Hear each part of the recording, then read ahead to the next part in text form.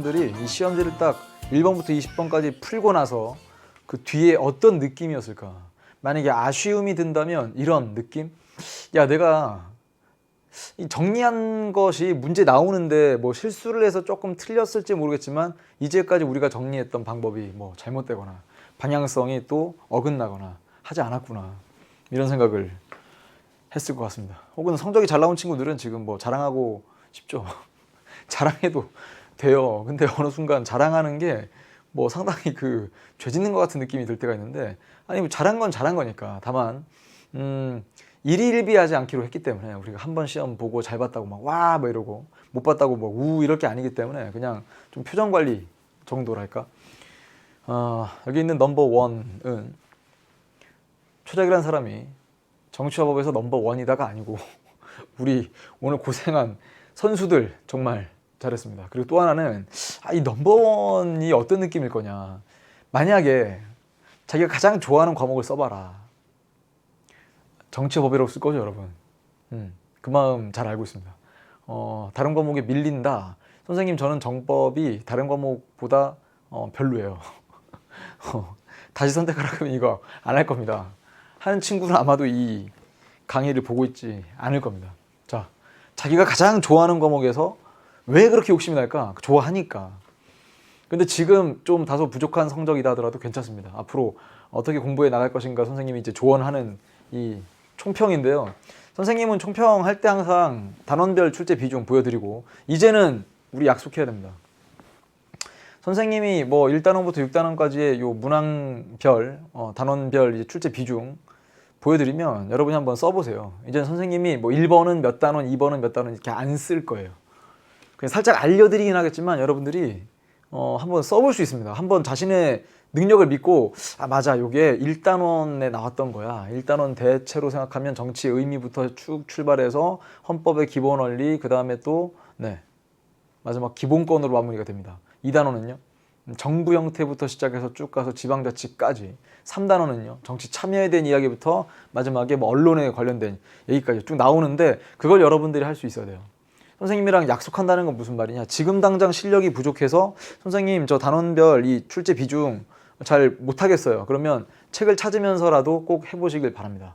자, 그 다음 이제 딱 요 4월 14일을 기점으로 해서 여러분들은 어떤 느낌일 거냐면, 좀 현실적인 얘기를 해드리면 뭐 학교 시험 대비 열심히 하기도 하겠죠. 자, 그런데 6월 모의평가가 또 우리를 기다리고 있습니다. 이제 3월 학평 지나고 4월 학평 끝나고 나면 5월엔 학평이 없습니다.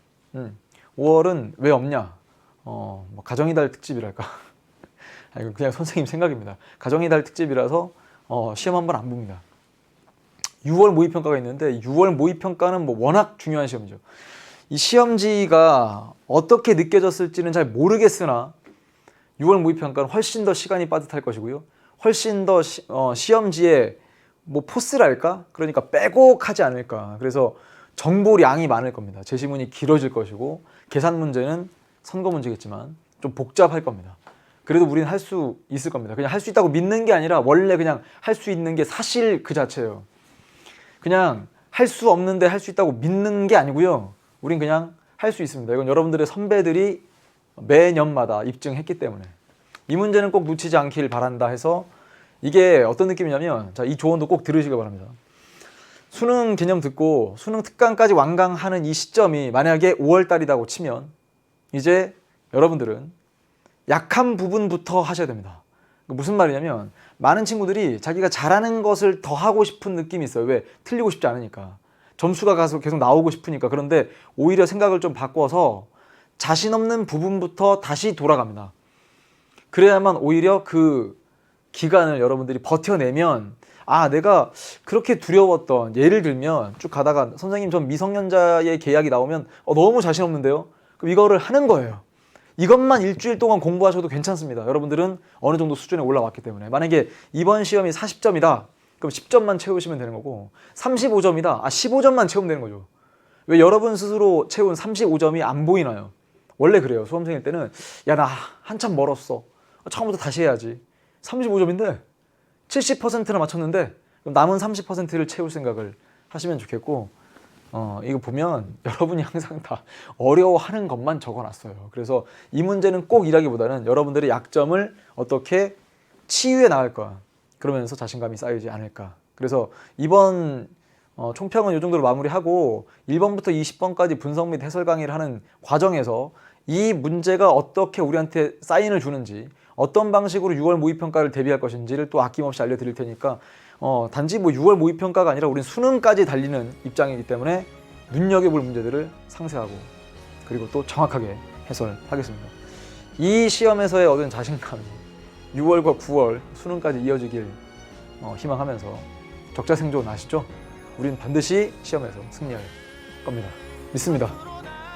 1번부터 출발합니다. 안녕!